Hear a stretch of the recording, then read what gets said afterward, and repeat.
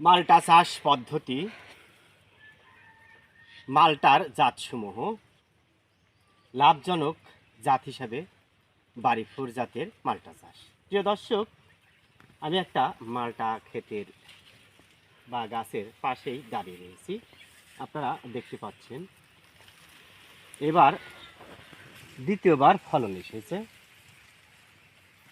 বাংলাদেশ কৃষি নির্ভর অর্থনীতি, সময়ের পরিক্রমায় সময়োপযোগী চাষাবাদের প্রচলন ঘটেছে। দেখেন, আমরা এই জমিতে মাল্টা চাষ করেছি, পেয়ারা চাষ করেছি এবং বড়ই চাষ করেছিলাম, বলসুন্দরী এবং ভারত সুন্দরী। প্রিয় দর্শক, রয়েছে ঘাসও লাগানো।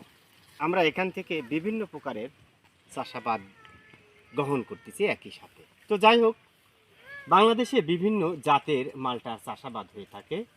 তারপরে দেখেন, এই জাতটা দেখেন, এখানে পয়সা আকৃতির চিহ্ন রয়েছে। এইটা জাত বাংলাদেশে সবচেয়ে লাভজনক মালটা। এটা সুমিষ্ট, অর্থাৎ মিষ্টি হয় পাকলে, দেখতে পাচ্ছেন। আরেকটি হলুদ জাতের মালটা রয়েছে। প্রিয় দর্শক, মোটামুটি আমরা আশা করতেছি এখানে প্রায় 100-র মতো গাছ রয়েছে মালটার। আপনাদের দেখাতে থাকি। দেখেন, সব গাছেই পর্যাপ্ত পরিমাণটা এসে গেছে ইনশাল্লাহ। আমরা এখন যত্ন নিচ্ছি। এই দেখেন, সব গাছেই কিন্তু মালটা এসেছে। এদিকে যদি যেদিকে তাকাবেন, মালটা এসেছে সব গাছে ইনশাল্লাহ। আমরা মোটামুটি এখানে 10 কাঠা জমিতে মালটার চাষাবাদ করেছি। আশা করতেছি প্রায় 1 লক্ষ টাকার মালটা বিক্রি করা হবে।